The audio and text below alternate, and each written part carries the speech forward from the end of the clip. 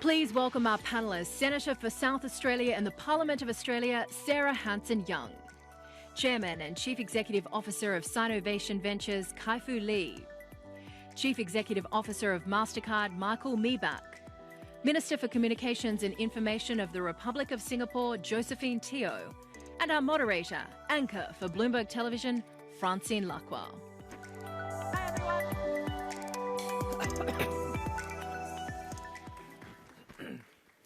I have an iPad. I want to see many, many questions, so please don't be shy. We are expecting a lot of questions on this very important panel. First of all, thank you so much to all of our panelists for being here. Now, let's just remind ourselves, in the span of just a couple of decades, the public perception of technology moved quickly from an attitude of optimism, lauding its transformative capacity to connect humanity, to something that maybe we should be a little bit more wary of. So over the next 40 minutes, we're going to try and talk about that trust and what needs to be done to rebuild it. Minister, let's kick off with you. When you look at that trust, was there a moment in time where that trust with technology, data, was lost?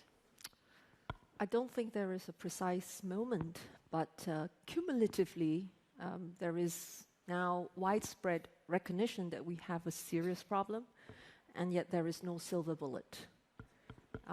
People, on a day-to-day basis, transact digitally to a very large extent, and they know of people in their circle, family and friends, that have one way or another been hurt.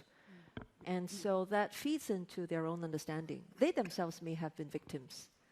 I think it will take serious effort on the part of multiple stakeholders to try and address this. It will probably require thoughtful regulations of some sort that are appropriate, that understands technology, that are able to address issues effectively. It will also take corporates strengthening the safeguards. And I think very importantly, we have to help people rebuild their confidence in going digital. They have been, burnt enough times that confidence has been eroded. And whether it is through government effort or crowding in resources from amongst corporates as well as the people sector, we have to try and rebuild that trust. Michael, where do you see that trust being eroded? And actually, why? Is it cyber attacks? Is it data usage? Something's changed, for sure. Yeah, I think we've seen a rise in distrust over the last 2.5 years. So the world has become a lot more digital. A function of COVID, a lot more people use digital tools. And combination of unfamiliarity, as the minister said, cyber risks that have suddenly appeared out of nowhere because using a new digital tool and so forth. So we've seen a rise. When you look across the board, distrust comes from, hey, I'm not even part of that digital economy. So there's an access issue, for sure. So there's a lot of people who don't trust the world that is digital while they are digital have-nots. Cyber is the obvious one. If you take some of the numbers, they're just astounding. There's a study that I read, 2025, $10.5 trillion of financial impact on the global economy as a result of cyber attacks. So that's huge. We can spend a whole panel on that alone, so I'll move on. The one that I think is particularly tricky is on data. So the data responsibility part, as you said, private sector stepping up. If you don't know where your data is going, what your data is being used for, who stores it, who has it, and all of that, that's worrying. And if the answer to that is a 17-page click on consent that you will never read, that's problematic. Yeah. That drives distrust. And I think that is the opportunity for a combination of private sector and regulation to do something about it. Data responsibility, I think, is top of the list for me. So, Sarah, first of all, when you look at trust and the trust issue, it matters, right? Because it's how we interact. And if people do just consent without reading, then maybe it changes the way we use data and live our lives in the future. Absolutely. I think the trust deficit in this is essential. And from a political perspective, as politicians, we hear this all the time because the community is increasingly distrusting. They're distrusting of the big platforms, those tech giants. They're distrusting of what if governments are protecting their needs or the corporations. They're being told on these platforms not to trust their politicians in many respects. So there is this whole ecosystem that is actually being self-fed, that is based on less trust, more fear, and increasingly that leads to harm. Now, in Australia, in just recent weeks, we've had a huge scandal where people's very personal information, their driver's licence, their passports, their home address, their electricity bills, have been leaked and hacked through a telecommunications company and then also through a private health fund. And this is, and people are horrified. 10 million Australians need to get new passports now because their information has been leaked online. But Sarah, who's at fault? So, and I know we don't want to turn this into finger pointing, but if you also pinpoint to, who's... I think it's twofold. I think, one, governments have been far too slow to act. The regulatory system is a decade at least behind. We need proper regulation for this space. But also, I think there are kind of the gorillas in the room, the big tech giants who have taken advantage of this for far too long. They've taken advantage of a no-rules barred approach and this kind of sense that there had been in the community that what happens online is different. It's exceptional. And now the social license for that is waning. The community doesn't believe that and doesn't accept that anymore. But we are playing massive catch-up from a government perspective. Kai-Fu, again, when can you pinpoint to a trust being lost? And is it just being eroded in time also because these technologies had so much advancement so quickly? I mean, the pace of change has been incredible over the last 10 years. Yes, I think probably the single event is the Cambridge Analytica and the election manipulation that got a lot of people's attention. But to me, on the one hand, I think it's only tip of the iceberg. The type of manipulation that Cambridge Analytica has technologies to do is nothing like the new breakthroughs that are coming out. Right? There are new AI technologies that can target individuals with synthesized words and texts and language and speech and image and in the future video that are indistinguishable from human created. So this, this is deep fake on steroids. This is Cambridge Analytica on steroids. So on the one hand, I think the acceleration of technologies will make things worse, and we do have to get in front of the problem. But on the other hand, I don't think regulation alone is enough. If we look historically, every new technology has caused paranoia of some sort. So Y2K, there was electricity, electrocuting people. Originally, people concerned about the deaths and how it's used in the electrical chair. And then with internet connected to the PC, there were viruses that were spreading everywhere. But in the end, it wasn't just regulation that solved the problems. It was the circuit breaker for the electrocution.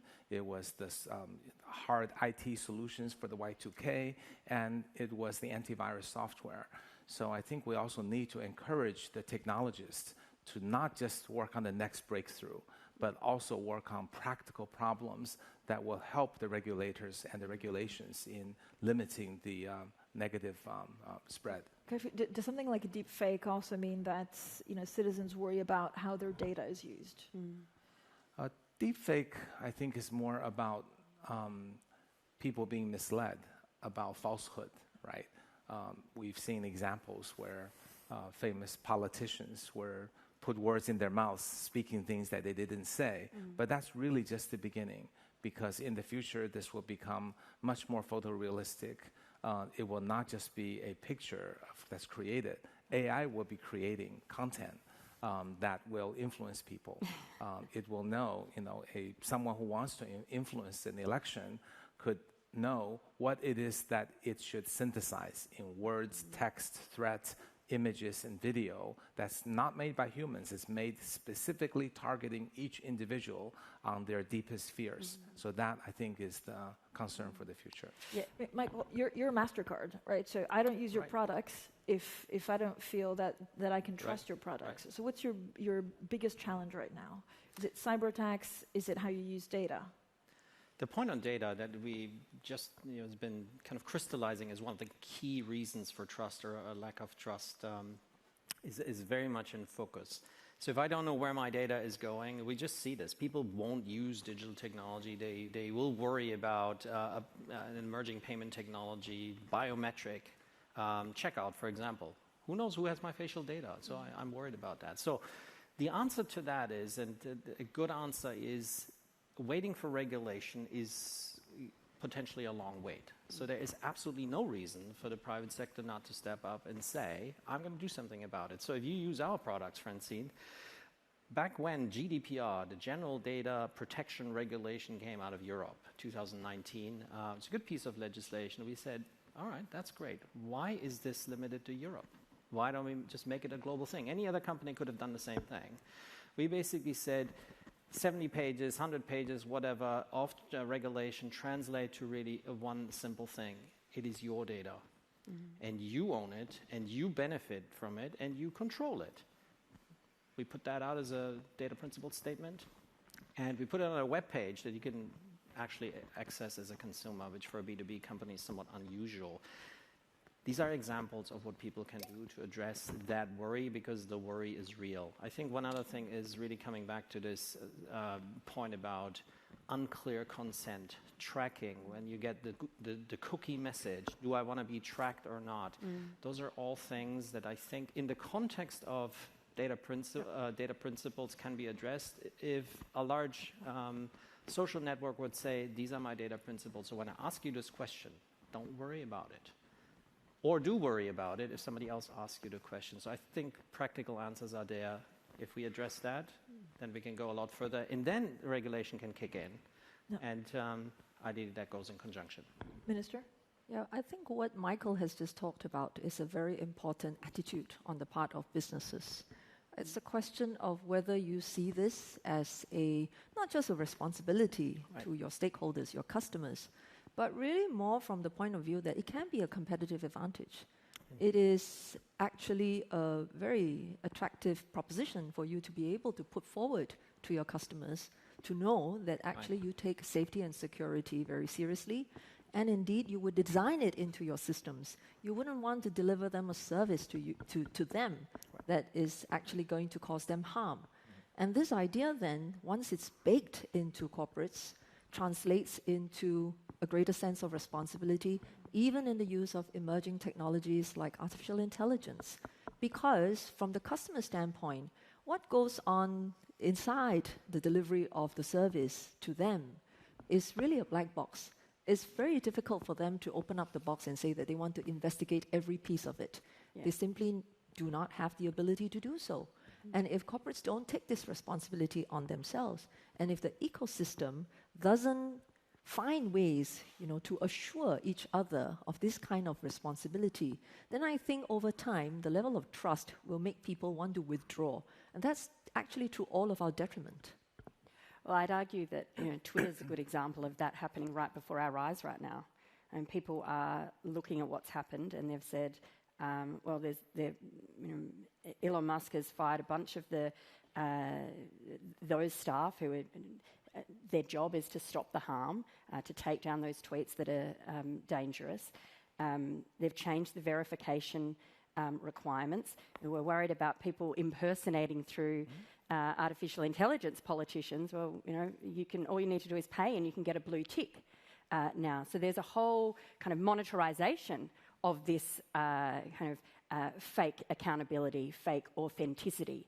And I think that's the wrong end of the corporate responsibility. I think Michael is right that what we need to be doing is seeing business step up and say, this is the bar by which we all need to reach. And regulation is going to take time to catch up. But from a political perspective, from a public policy perspective, we need business there also standing up on a global level, across border, because this playing off of different regulations in different countries, I think, has lowered the bar or kept the bar low. I think the idea of a kind of coming together and a competition to do what is best and to do what is right, that's the only way you're going to keep the social license. And the community is already pulling back. They are worried about the data, and we need to make sure that they can understand, as you say, what they're signing up to. We talk about greenwashing in the environment space. What about privacy washing? What about this kind of bombardment of documents and consent? I think we've got to really deal with that. And government, that is something politicians can do, is they can say, and governments can say, here is some basic elements of how you inform and get consent from your consumers. I mean, can I have a quick hands up of who reads the consent before actually, clicking on the button saying I consent? I mean, I don't have one hand up. There's not one hand up. I'm glad I feel less lonely. I just click. Kaifu, this is something that I wanted to... So you were telling us before about the red flag at the start of automobiles, and I have some great questions from the audience. And this goes back a little bit to, do chief executives have enough technical knowledge to make proper decisions on data privacy and cybersecurity? First of all, can you talk about what the red flag was? Sure. Yeah, I think anytime there's new technology, it's understandable and natural for people, regulators and corporate executives alike, to think about the new technology only in the context of what they understood from the old traditional basis. So when automobiles were first introduced in the UK and also to a lesser extent in the US, people generally thought of automobiles as replacement for horses. So that laws were passed that says if you want to drive an automobile, then you need to have someone walk in front of the automobile, wave a red flag, so as to alert the horses. And also at night, you need a lantern. Well, that defeats the whole purpose of automobiles, right?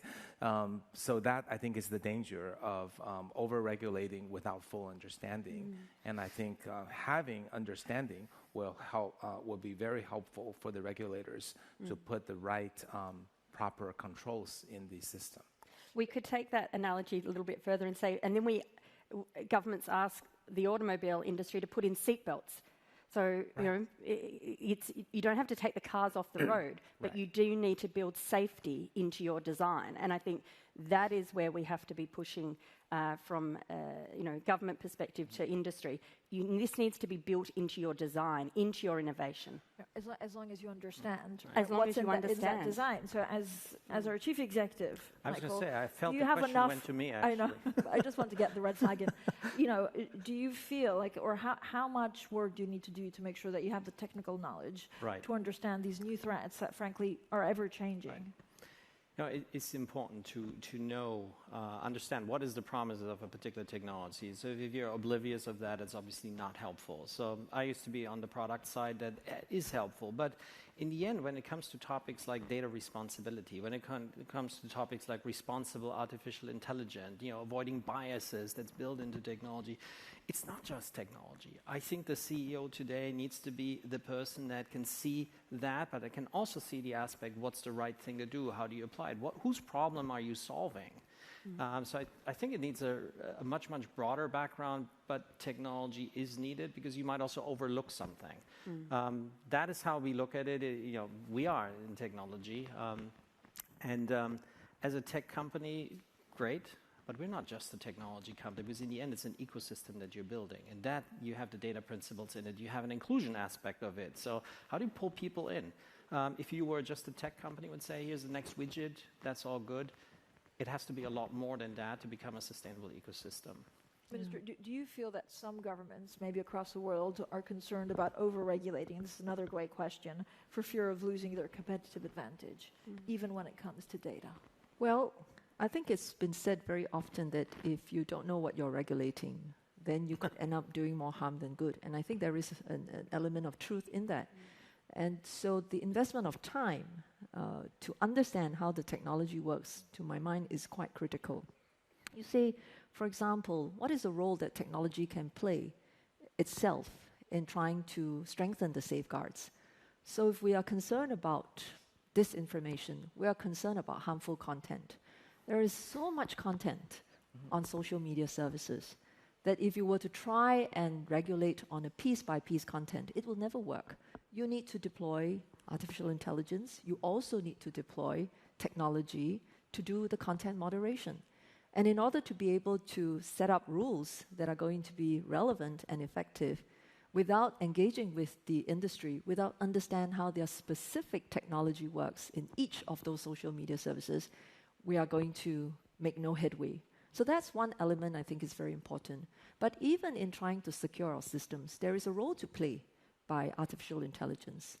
The bad guys, as it were, will use AI to try and fool all of our systems of threat detection. You are trying to pick out images that, do facial recognition, right? And you want to make sure that these systems are not being exploited. But on the other side, the cyber criminals will precisely find some way of fooling your facial recognition system. And unless you also have access to technologies like AI to try and detect these kinds of methods, then you're not going to be able to make enough headway.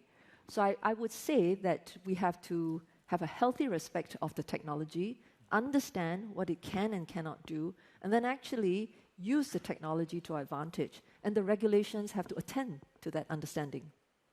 I think the minister's points are excellent. On the issue of social networks, we often think of them as not doing enough to block or stop for harmful information. We have to realize that in doing so, they have a serious conflict, right? Because they're advertising funded. They want more eyeballs. So by over-limiting so-called fake news and controversial content and polarized content, they're hurting their earnings. So the corporate responsibility may be a very tough one to apply because these people, these social networks are also, they feel responsible to their shareholders, but then they're hurting the users to boost their revenue. So the question is, how do we get them to do the right things? Sometimes a social network company would make the argument, fake news is very hard to detect. You can't do it perfectly. But I don't think we should. I think we need to hold them accountable that just because you can't do it perfectly doesn't mean you don't do it at all. There are many ways in which you can give scores. When I was at Google, we had scores on relevance. It's not perfect. I mean, who can really determine if a search engine is perfectly relevant? But you can give it 70%, 72%, and track that it's improving. So I think holding the social networking companies accountable through control of their fake news and other metrics that are meaningful, and also I think potentially encouraging them to look at different business models. Because advertising model is fundamentally pitting the interests of the investors against the users.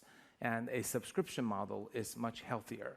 For example, we don't hear people complaining Netflix is full of fake news, right? Because if we don't like it, we don't pay for it. Well, however, Netflix is now doing advertising, so that may change. Right.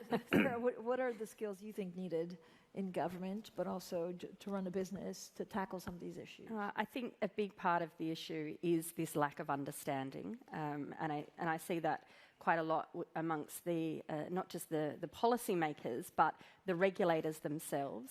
So I think there needs to be an investment in not just communication, but actually we need to be seeing a freshening up of the skill base actually amongst our regulators, so that they do know what's coming up, what are the risks, and sharing that.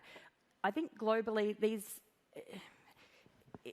this issue is only going to be tackled across borders, and that is the big problem. And I think whether it's data usage, the advertising model, the tax base, there needs to be some proper heads at both a government kind of global level, but also a global corporate level to tackle this stuff. At the end of the day, what we're asking for is for people to do the right thing, for companies that are using technology to engage and to deliver services to consumers to do the right thing. You call them consumers, I call them voters. They're our community, and it only works because they know and they trust your product. and they want to know that politicians actually have their back as well. This accountability element is essential. Someone raised in one of the breakout sessions yesterday that the kind of penalty for misuse, for doing the wrong thing, needs to match the crime. And I think often what we've seen, and this is one of the reasons I think governments tend to be a little reluctant to put their toe in the water, is because when you're talking about a big global effort, how does one country's penalty of a few $1 million compare to the billions of dollars of profit that a big social media platform has got by doing the wrong thing or not doing the right thing, which is they're slightly different. Michael? You're taking the conversation a little bit into the broader skill question. So what do we do about all of that? So there's the data issue that we talked about, driving trust or lack of. One other really important aspect is cybersecurity as such. So if, let's say, we're clear about a company's data principles. Great, I know where my data is going, but are they keeping it safe? Are they investing into it? Is the industry, is the ecosystem keeping the data safe? Is there enough investment into cybersecurity to be ahead of the next hacker's new idea? And here on the skills side, I think we are at significant risk in many countries around the world to have the cyber force that we need to defend against that. You know, I was struck by a data point in the United States. The United States currently has open, if I recall this correctly, 700,000 open positions in cyber. In May 2020, this was 465,000. So the issue is big, as you know, $10 trillion, as I mentioned earlier. We have these open positions. There is not enough people that are waking up in the morning and saying, we need to keep our ecosystem safe, and here's what we do. I think programmatic approaches, and here we come back to public and private sector. Private sector can step up and educate people and train people and all of that. Government can help to do the same thing. In the US, there's a dialogue right now on possibly having a national cyber academy. So if you look at what long-standing military academy is about, this is just another version of the Navy Academy or the Air Force Academy or something like that. I think those ideas we need to really drive cyber knowledge and cyber defense knowledge at large scales. That's the one thing that keeps me up at night is who's going to attack us?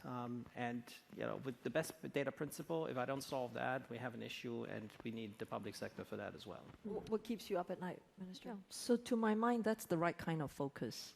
Right. I mean, there is something to be said about regulations. So for example, where cybersecurity is concerned, you can set standards. You can make certain requirements known to the businesses. And you can also have penalties. But the penalties are really, not intended, just to catch you, when something wrong has happened.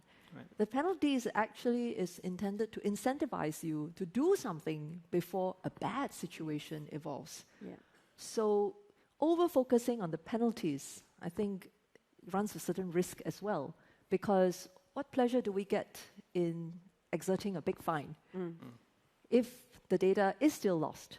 If you have put all of your attention on just trying to manage the public relations aspect of a data breach. Far more important for you to invest upstream and tackle the issues that really matter.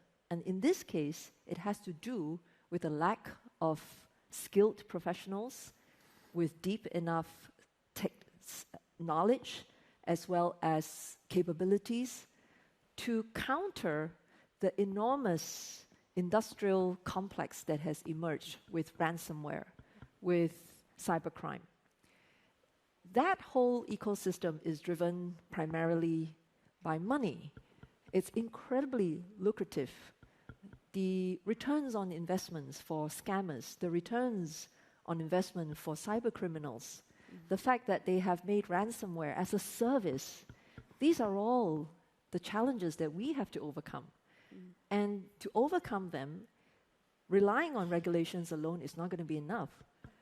Corporates stepping up, and also, as governments, us investing in building up the capabilities in people, organizing capacity building programs, making sure that whether it is in the institutes of higher learning or amongst the existing workforce, we are helping people to acquire the skill sets to be effective in cyber defense. Those are all very important efforts that we should really be focusing our attention on. I should also add one more thing, that where cyber is concerned, as in many other issues in the digital domain, international cooperation is very important. I'm sure across borders, Michael has to deal with a variety of standards. Actually, some interoperability is helpful to him, and some understanding, of our international community, of what is expected, will go a long way in supporting his efforts as a corporate.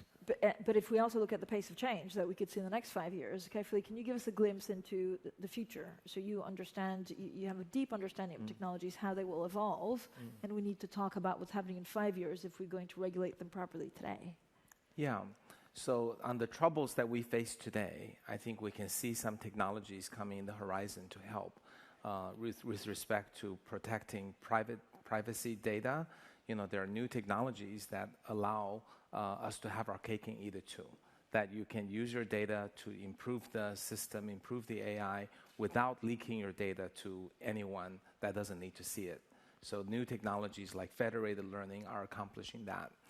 There are issues related to bias, but there are new technologies coming out that will check for AI models that to reduce bias as well. And I think I mentioned some of the ways to deal with potentially AI overshaping people's opinion, deep fake, and fake news. Those can be detected, not perfectly, but we need to push for that. It's a little bit like what the minister said. It's kind of a cat and mouse game, right? The bad guys will always come up with ways to create fake news, deep fake, scamming. But the good guys, I think with more resources and more compute, in a lot of the cases, it comes down to who has more compute power. Deep fake is a great example. If I'm faking, you're detecting, who wins really just depends on, assuming we both have good algorithms, only depends on who's got more compute power. So we need to unleash that capability. So that's dealing with today's issues. I feel technology can play a strong role and then work hand in hand with regulation, better business models, corporate self-governance, ESG. I think that's the 5 years. Beyond that, I quite worry about AI is now able to generate content. And that will be used by greedy people, by profit-seeking people, by bad people to shape people's minds with AI-created content. If you think, today, people are heavily influenced by whether it's TikTok videos or YouTube or what have you, Instagram, those are still created by people without targeting. And I think that capability, I think we need to get ahead of the game. In fact, when the OpenAI is the firm that first came out with these AI-generated content, when they released GPT-2 several years ago, they actually announced it early, and they said, look, this is going to create a lot of problems. We want to get this ahead of the game, so people are starting to develop solutions while these technologies are being unleashed. But that really didn't happen. I think all the AI researchers are creating larger and larger models that can do fake content or content that looks real without enough work being put on the controls. If you look at, so let's put it very simplistically, the good against the bad, so the people that try to scam you and the ones that try to defend you, you talk about computing capabilities. Who has the advantage now, and who will have it in 5 years? I think certainly the large internet companies have lots of compute, right? Who has the most compute is really Google, Facebook, and Amazon.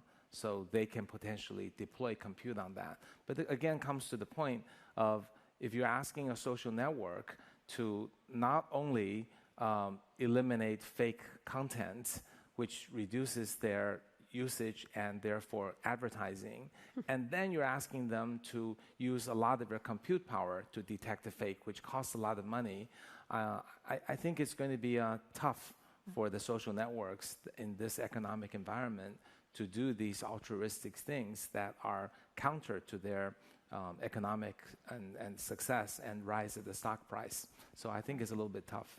Michael, what will you focus your priority on in the next 12 months and then 5 years to make sure that actually the trust is rebuilt? Right. With a more digital world right now, it's really focusing on the end user. So we're in the B2B space as Mastercard. About 3 billion people hold a Mastercard payment credential on a phone or in a piece of plastic. So what are their concerns? What are they doing? What have they learned in the last 2.5 years? And how do we make this intuitive and simple? Today, in theory, there should be no trade-off between security and simplicity. Because if we make it so secure and people can ultimately trust it, but it doesn't work, that's a problem on the other side of the equation. So that's where a lot of our focus goes. Trusted solutions at scale. That's the other issue. Put it out at scale. Back to the problem of access. If you're out of this digital economy that we just spent 40 minutes to discuss, that's a real issue as well. For us, that's long-term market building, financial inclusion, pulling people in. And then one other thing, really important. I just did I'm on a rather long trip, and I spent some time in Japan. And there was very much of a concern around the elderly population. What do they do in this kind of digital environment? How do we take them by the hand? So really understanding who's the end user, who do we need to help find the trust and not make it more complex. Sarah, your priority over the next 12 months and then 5 years? I think the privacy issue is crucial here, and people understanding what their rights are and understanding that the data is theirs, as you say, and almost giving them the power to demand that of the social media platform or the company that they're engaging with. I think that's essential. But look, there are parts and areas where countries are embarking on regulation, and I think we need to try and have as much international cooperation as possible, and that has to be a priority. Minister? I would say 3 things. One is inclusion. We've reached a point where the awareness, of digital is very strong, but people are becoming distrustful of it. So if we want to continue to encourage them to be involved in digital, we have to teach them to build the confidence. Otherwise, they will exclude themselves, and I think we are all the worse for it. Second, I would say is that we need thoughtful regulation. It's like, in the physical world, it took us years to be able to, develop safety codes for buildings, for fire, and didn't happen overnight. In digital, we don't quite have all the equivalent building blocks yet to assure people that it's safe to use.